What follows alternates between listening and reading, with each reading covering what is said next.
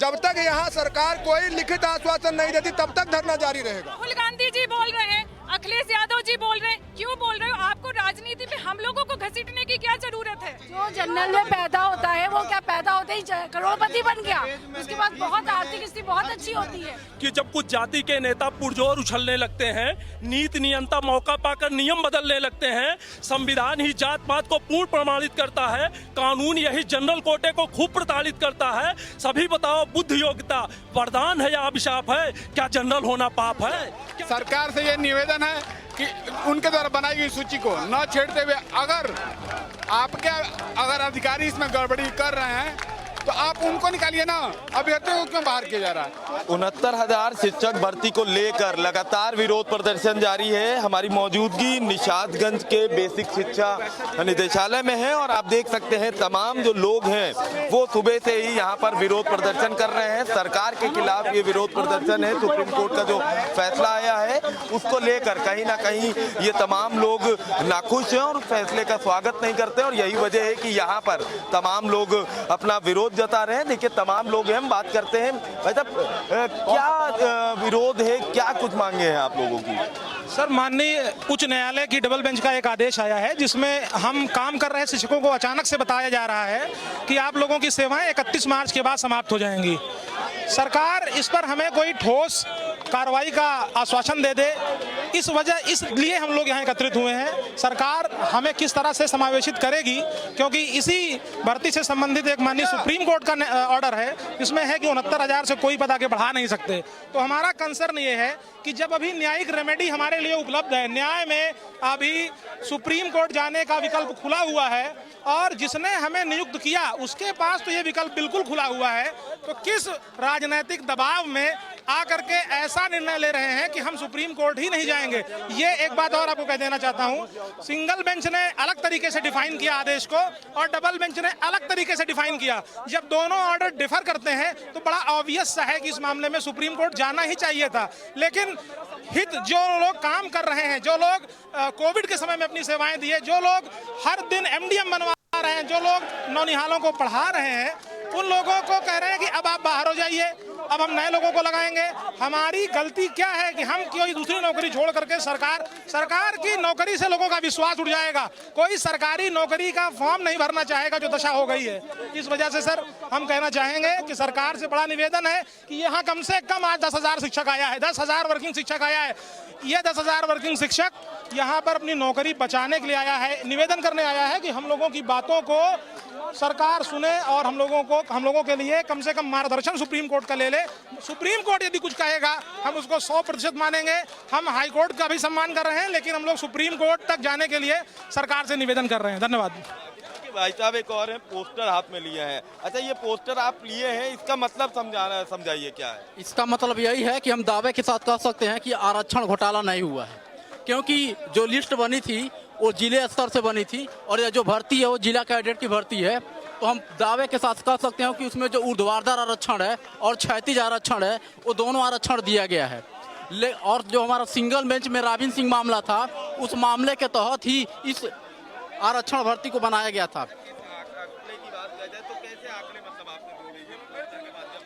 जैसे टोटल जो भर्ती है 69,000 की भर्ती थी, जिसमें 34,000 जो पद था वो जनरल पद था, जिसमें मात्र 20,000 अनारक्षित अभ्यर्थियों की भर्ती हुई है। बाकी जो से 14,000 पद है वो ओबीसी के कैंडिडेट और एससी के कैंडिडेट और एसटी के कैंडिडेट जो हैं वो ओवरलैप करके इसमें आए हुए हैं। और बाकी जो उनका 27% का कोटा होता है उस कोटा को भी अलग से दिया गया है। बाकी जो एससी का 21% का कोटा होता है उसको भी दिया गया है और जो एसटी का 2% का कोटा होता है उसको भी दिया गया है। तो हम दावे के साथ कह सकते हैं तो कहीं से आरक्षण घोटाला नहीं हुआ है। अगर आरक्षण घोटाला हुआ है तो सिंगल बेंच ने माना था कि आरक्षण घोटाला नहीं हुआ है, उसी के बेस पर यह बना है। डबल बेंच ने माना है, तो सरकार की ऐसी क्या मजबूरी है कि वो सुप्रीम कोर्ट जाना नहीं चाहता है? घोटाला आप कह रहे नहीं हुआ तो कैसे मतलब बता रहे घोटाला नहीं हुआ?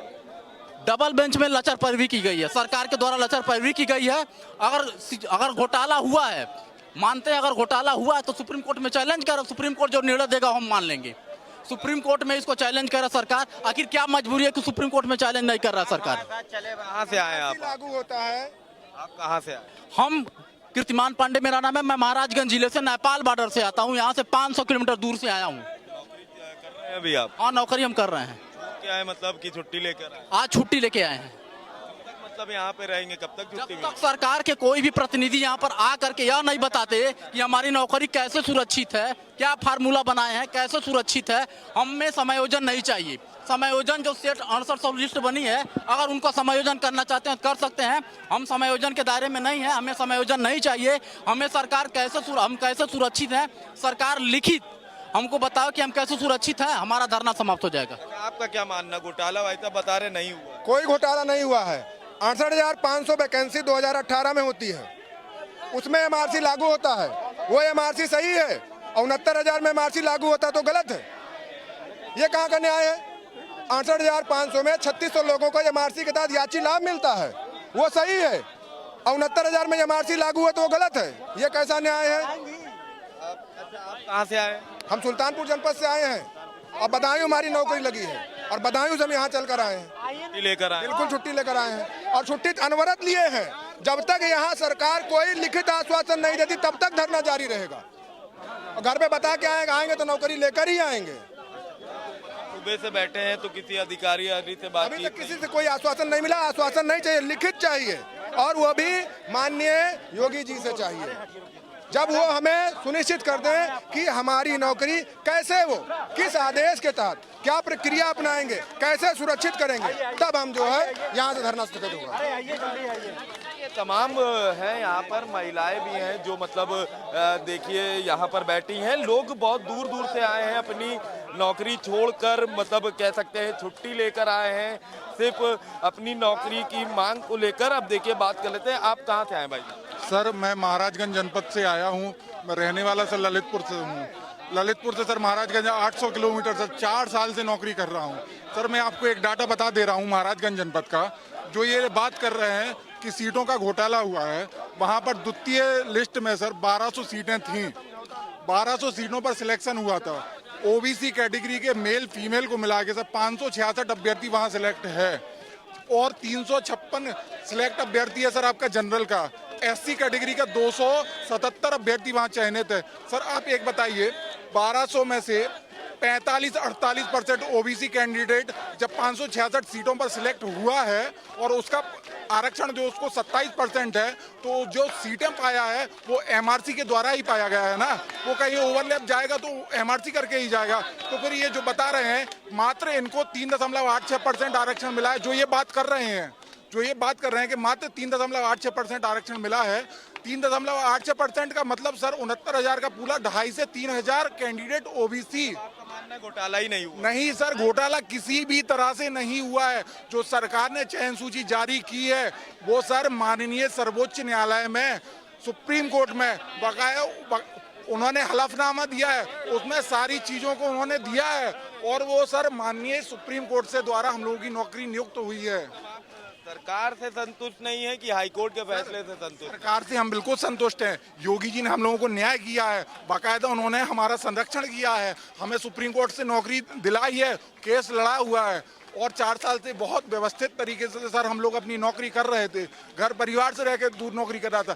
सर मैं अपने घर में इकलौता बंदा कमाने वाला हूँ। मेरे ऊपर 8 लोगों का सर भार है।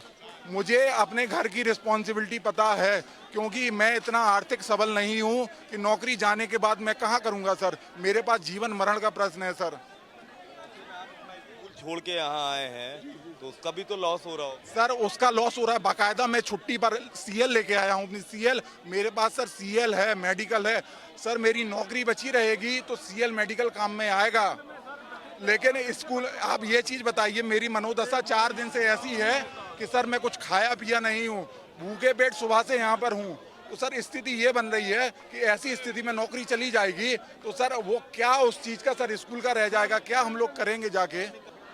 वो फैसला इस प्रकार आया है कि इन्होंने ये प्रेजेंट किया है कि ये स्टेट लेवल की भर्ती है और सरकार को 69,000 में डायरेक्ट आरक्षण निकाल लिया है, जबकि इसकी प्रमोशन लिस्ट, इसकी वरिष्ठता सूची, इसका नियोक्ता जिला स्तर का होता है बेसे। और ये जो मेरिट बनी है वो डिस्ट्रिक्ट लेवल पर इसकी मदर सूची बनी है, केवल जिला आवंटन की वो लिस्ट थी। इसका आरक्षण 69,000 पे न देखकर जिले में उपलब्ध रिक्तियों के अनुसार इसका आरक्षण देखा जाता है। जिले पे जब मेरिट बनती है तो जो अपना जिला पा जाता है ओबीसी या एससी कैटेगरी का, तो वो अपने लोअर कैटेगरी वालों के रहम में वो सोनभद्र नहीं जाता, वो अपना जिला लेता है। आप कहाँ से और मैं अयोध्या से आया हूँ। तो मतलब नौकरी तो कर ही रहे होंगे आप? नौकरी कर रहे हैं, लेकर आए? छुट्टी लेकर आए हैं। सीएल मिलता है 14, आधे ज़्यादा खत्म हो जाता है, 2 लिए हैं, अभी कल और परसों लेंगे। शनिवार और संडे और मंडे फिर छुट्टी है। हम अभी मंडे तक आराम से रह सकते हैं, 2 सीएल और लेंगे। बैठे हैं तो किसी से अभी बातचीत नहीं? कोई बात नहीं हुई। इस समय जो 2-1 डिप्टी सीएम हैं उनको ओबीसी का वोट दिखता है, वो डायरेक्ट उल्टा बोलते हैं। हमने ना ओबीसी से मतलब है ना एससी से मतलब है। लिस्ट हमने नहीं बनाई है, लिस्ट सरकार ने बनाई है। और हमने ये नहीं कहा था कि हमको नौकरी दीजिए, हमें नौकरी दीजिए। जैसी पॉलिसी लगा के हमको नौकरी दिए हैं और 4 साल से नौकरी कर रहे हैं। अब 4 साल के नौकरी के बाद आप कहेंगे कि आरक्षण घोटाला के चलते आपको निकाला जा रहा है, ये कहाँ से न्याय संगत है? लिस्ट हमने नहीं ना बनाया है और ना हम नौकरी खुद मांगने गए थे। लिस्ट आपने बनाया है और आपने ही बना के नौकरी दी है। तो हमारी नौकरी आप ही को सुरक्षित रखनी है और आप ही को हमें नौकरी की चिंता करनी है। बात समझ रहे हैं ना सर? देखिए महिला भी हैं, हम बात कर लेते हैं। मैम, विरोध प्रदर्शन आप कर रही हैं, ठीक है। अभी तक सुबह से जैसे यहाँ बैठी, किसी से बातचीत हुई? नहीं, अभी तक तो हमारी किसी से बातचीत नहीं हुई है और हम तब तक हैं यहाँ पर जब तक हमारी किसी से बात हो नहीं जाती है। जब तक हमें आश्वासन नहीं मिल जाता कि हम सुरक्षित हैं पूरी तरीके से, और हमको सुरक्षित होने का पूरा अधिकार जो है न्यायिक तौर पे भी चाहिए। हमें केवल ये नहीं कि समायोजन दे दिया गया, उसके बाद सरकार बदल रही है तो समायोजन भी निरस्त हो रहे हैं, ये सब चीज़ें हमें नहीं चाहिए। फैसला आया तो उसको कैसे देखते हैं, उस फैसले को आप? डबल बेंच के फैसले का सम्मान करते हैं, लेकिन हम शिक्षक साथियों का क्या कसूर है? हम लोग की तो कोई गलती नहीं है। हम लोग को चयनित लिस्ट, मेरिट लिस्ट पे नौकरी दी गई। हम लोग 4-5 साल से नौकरी कर रहे हैं। हम लोग 4-5 साल से नौकरी कर रहे हैं, सेवा दी, एज ओवर हो गई, अब कहीं भी भर नहीं सकते, कहीं नौकरी कर नहीं सकते। तो अब हमारी सुरक्षा कौन करेगा? जिसने नियुक्ति दी है वही करेगा। तो हमें आश्वासन सरकार से चाहिए इस बात का। और है जिनका ये कहना है कि कोई घोटाला ही नहीं हुआ है। नहीं, घोटाला जैसी कोई चीज ही नहीं है। सुप्रीम कोर्ट से पारित होने के बाद ही पूरी लिस्ट बनी। सरकार ने एफिडेविट किया कि सब एकदम एक्यूरेट है। तो जब सरकार ने कहा कि सब एक्यूरेट है तो सरकार अब उसी का मतलब समर्थन करे और हम लोग को सेफ करे, सेफ जोन में करे। हम लोग कहाँ से आए? हम लखीमपुर से। अभी जॉब तो कर रही हूँ? हाँ जी। ड्यूटी लेके आए? हाँ, सीएल पे हैं। हम लोग सारे ऐसे मतलब सब लोग सीएल पे हैं, सारे के सारे सीएल पे हैं, कोई ऐसे नहीं आया, सब सीएल पे आए हैं। मतलब ऐसे यहाँ पे सड़क पे रहे। सरकार की तरफ से हमको कोई ऐसा आश्वासन है जिससे कि हम बिल्कुल आश्वस्त हो जाएं और शिक्षण कार्य पे अपना ध्यान दे पाएं, क्योंकि बच्चे भी हमारी जिम्मेदारी है उनको शिक्षण देना। बातचीत करने की कोशिश की गई आप लोगों की तरफ? प्रयास चल रहा है, जैसे ही प्रयास सफल होता है आप लोग को पता चल जाएगा। आप कहाँ? मैं भी लखीमपुर खीरी से आई हूँ। क्या है, क्या एक्चुअल क्या मांगे आप? आप पहले एक बार ये बात सुन लीजिए कि बहुत सारे टीचर गरीब घरों से बने हैं, ठीक है। ये तो अपनी मांगे ले रहे हैं, इनको समायोजित करिए, हम लोगों को कोई हस्तक्षेप न करे। हमारी जो सूची थी, हमारी सूची क्लियर रहे जो थी, ठीक है। बहुत सारे लोग लोन लेके अपना घर बनवा लिए, बहुत सारे लोगों की शादियां हो रही हैं, बहुत सारे लोगों की शादियां हो चुकी हैं और बहुत सारे लोग ओवर एज हो चुके हैं। हम कहाँ जाएंगे फिर और किसके भरोसे? लोग बोलते हैं गवर्नमेंट जॉब, फिर हमारी कहाँ सेफ्टी है ये बताओ? कौन सुनेगा हमारी? सब लोग अपनी जातिवाद फैलाने में लगे हैं, लेकिन सामान्य की कौन सुनेगा? हमारे पास तो कोई वो नहीं है। लापरवाही आपको क्या लगता है कहाँ से हुई है? कहीं से भी हुई हो, हम लोगों को मतलब नहीं है। हम लोग बिल्कुल सही सूची से आए, हमारी सूची को ना छेड़ा जाए। गवर्नमेंट का जो फैसला है वो, उस फैसले को क्या मतलब आपको क्या लगता है, गलत फैसला सुना दिया क्या? सर, डबल बेंच का जो भी फैसला आया है वो कहीं ना कहीं गलत फैसला है और मुझे ये लगता है कि जिस तरह से भी नियुक्ति हम लोगों की हुई है वो बिल्कुल सही तरीके से हुई है। और अगर इसमें कोई भी आरक्षण हो, इसमें किसी भी तरह की कोई भी गलती हो, तो मैं योगी जी से यही कहना चाहूंगी कि उस गलती में हम लोगों का कोई भी योगदान नहीं। हम लोग पिछले 4 साल से एक जगह रह के काम कर रहे हैं। मेरे पिताजी कैंसर से बहुत पीड़ित है, मैं उनका इलाज करवाने वाली अकेली बेटी हूँ, तो मैं कैसे चीजें मैनेज करूंगी? मुझे चाहिए अगर समायोजन करें तो वो हमारा नहीं करे। करें। जिनको दिक्कत है, जो पीड़ित वर्ग है, उनका समायोजन करिए। हमें हमारी जगह से कोई दिक्कत नहीं, हमें मत हिलाइए। आप जैसे भारत के नागरिक अगर वो है, उत्तर प्रदेश के नागरिक वो है, तो हम भी हैं। हमने ना फॉर्म में आरक्षण लिया, ना टेट में लिया, ना सुपर टेट में लिया। हम भी परिवार है, हमारा भी परिवार है, हमारी भी जिम्मेदारी है। और 3 साल खत्म हो गए, जब हमारी नौकरी के पूरे हो गए, हम निश्चिंत हो गए, हमने लोन लिया, हमारी भी पारिवारिक। अब आप हमें शैक्षिक रूप से, मानसिक रूप से, आर्थिक रूप से हर तरह से पीड़ित अब हम हुए। वाकई बताइए शोषण किसका हो रहा है? आप आई? हम लखीमपुर से हैं। आप भी है तो बच्चे हैं आपके? जी मेरे 2 बच्चे पे छोड़ के आए? जी हम अकेले छोड़ के आए, और मेरे घर में मेरे और मेरे पति के अलावा उन्हें देखने वाला कोई नहीं, सिर्फ हम हैं। हम दोनों हैं, और आज हम दोनों यहाँ पे हैं। मेरा बस एक निवेदन है माननीय योगी जी से कि आपने हमेशा योग्यता का पक्ष रखा है, उसे बढ़ावा दिया है, तो अभी भी रखें। आप पूरे भारत के, पूरे उत्तर प्रदेश के आरक्षण जो धारी है उनको दीजिए नौकरी, हमें मत छेड़िए बस। क्या ऐसे कब तक? अगर हमारी मांगे सुन ली जाएंगी तो बहुत अच्छी बात है, बाकी कोशिश निरंतर रहेगी। मैं नहीं रहूंगी, कोई सरकार बहुत है, हम बैठी हैं, पर अभी किसी जिम्मेदार से बातचीत नहीं बात नहीं हुई है। हम ये नहीं कहते, हम बस ये चाह रहे हैं कि आप उन्हें नौकरी दीजिए। समायोजन जब हम हैं अंदर, तो हमारा कैसे समायोजन होगा? समायोजन तो उसका होता है जो बाहर होता है। हम जब पहले से अंदर है, हमारा पोर्टल है, पोर्टल पोर्टल पोर्टल, निपुण निपुण निपुण सब हमने कर डाला। उसका समायोजन जैसे आप लोग में टीम में 2-4 लोग तो ऐसे होंगे ना जिनको मतलब जो किसी अधिकारी या जिम्मेदार सरकार में बैठे उनसे बातचीत करने की कोशिश कर रहे हैं।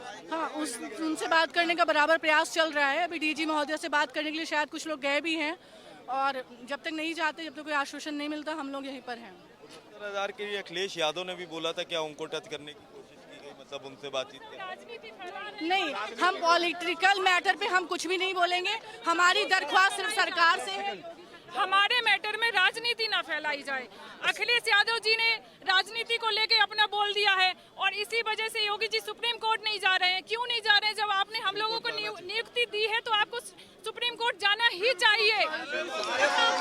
देखो पॉलिटिकल बना दिया गया है, क्या सर?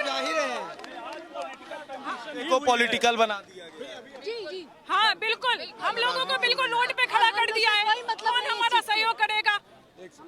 राहुल गांधी जी बोल रहे हैं, अखिलेश यादव जी बोल रहे हैं। क्यों बोल रहे हो? आपको राजनीति पे हम लोगों को घसीटने की क्या जरूरत है? आप ये बताओ, हमारी नौकरी हमने कैसे ली है? सामान्य वर्ग के लिए कौन बोलेगा? सामान्य वर्ग के लिए कौन बोलेगा? आप ये बताओ। आप लोग पीस रहे हैं, बेचारा क्या करे? सामान्य वर्ग क्या करे? कहाँ चला जाए? क्या जाए? वर्ग वाले कहाँ? कहीं भी छूट नहीं मिलती। क्या हम लोग गरीब नहीं है क्या? आपको क्या लगता है कि हम लोगों के पास धन इकट्ठा रखा है? हमारी मांगे कौन पूरी करेगा? जनरल क्या करना जाए? आरक्षण किसको मिलना चाहिए? जो जनरल में पैदा होता है वो क्या पैदा होते ही करोड़पति बन गया, उसके बाद बहुत आर्थिक स्थिति बहुत अच्छी होती है। और जो ओबीसी में वो हमेशा पिछड़ा हुआ है। अगर कंपेयर करिए तो खेत बाड़ी सब उनके पास है, हमारे पास तो कुछ भी नहीं है। कुछ भी अगर कंपेयर करिए तो कुछ भी नहीं है। कोई आरक्षण भी नहीं है हमारा, ना एज वाइज, ना टेट में, ना सुपर टेट में, किसी चीज में नहीं है। हम तो अपनी मेहनत से पढ़े। जब एग्जाम देता बच्चा, जब आगे नंबर आता वही फर्स्ट आता है ना, वहाँ तो जाति नहीं देखी जाती ना। तो इसमें ऐसा क्यों किया जा रहा है हमारे साथ? सर सुने कि क्या हम लोग सुपरमैन हैं? क्या चाहते हैं हमसे कि आखिर जब 100 के 100 जो है पूर्णांक हम लेके आए, आखिर कहाँ जाएंगे? बता रहे हैं 19,000 का घोटाला हुआ है, कुल जो है 19,000 कुछ लोग चयनित हुए हैं, तो क्या हम जीरो पे रहेंगे? मैं आपको बताता हूँ क्या हुआ है। इसमें केवल राजनीति हुई है। जब लोग इकट्ठा होकर चिल्लाने लगते हैं तो लोग उनकी बात सुनने लगते हैं, केवल राजनीति हो रही। मैं आपको 4 पंक्तियों में बताता हूँ कि वास्तविकता क्या है। सुनिएगा कि जब कुछ जाति के नेता पुरजोर उछलने लगते हैं, नीति नियंता मौका पाकर नियम बदलने लगते हैं, संविधान ही जात पात को पूर्ण प्रमाणित करता है, कानून यही जनरल कोटे को खूब प्रताड़ित करता है, सभी बताओ बुद्ध योग्यता वरदान है या अभिशाप है? क्या जनरल होना पाप है? क्या जनरल होना पाप है? क्या जनरल होना पाप है? 460 में चयनित थे, और सर उसकी नौकरी छोड़कर से इसको ज्वाइन किया है। और सरकार का कर्तव्य है कि हमारी सूची को बचाए, हमारे सूची को बचाए सर, क्योंकि एक नौकरी छोड़कर हमने ज्वाइन किया है। लोग जितने सर उन लोग जितने सीटों पे बता रहे हैं कि आरक्षण का घोटाला हुआ है, अगर उतनी सीटें दे दी जाएं तो मात्र जनरल के लिए 1 से 2% सीट बचेगी। तो क्या जनरल को किसी भर्ती में बस 2% सीट मिलेगा? 34,000 पोस्टें हैं, उसके सापेक्ष सामान्य के केवल 20,300 अभ्यर्थी हुए हैं, मात्र 20,000 हुए हैं, 34,000 पक्ष, ठीक है। उसके बावजूद भी कहा जा रहा है कि 19,000 पोस्टों पे घोटाला हुआ है।